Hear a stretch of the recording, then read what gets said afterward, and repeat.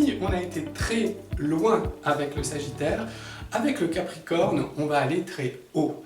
Alors, le Capricorne, c'est le signe de l'élévation.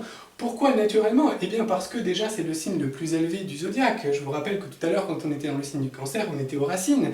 Ici, nous sommes dans la phase du fruit, c'est-à-dire que nous sommes au maximum de la hauteur finalement atteinte par l'arbre ou par le fruit. Donc la terre, puisque le Capricorne est un signe de terre, la terre du Capricorne c'est la terre des sommets. C'est-à-dire, c'est une terre, c'est même pas une terre, c'est un rocher pratiquement. Donc il y a une densité très élevée d'un sommet assez éloigné et finalement exigeant dans son ascension.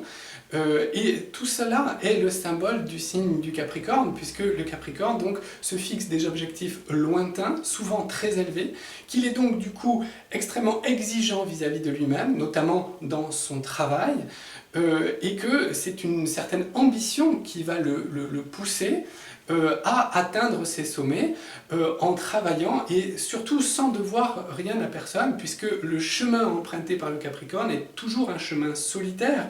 C'est un chemin qui réclame du temps, comme Saturne, la planète du Capricorne, nous l'indique. Saturne, c'est la notion de temps, chronos, chez les Grecs.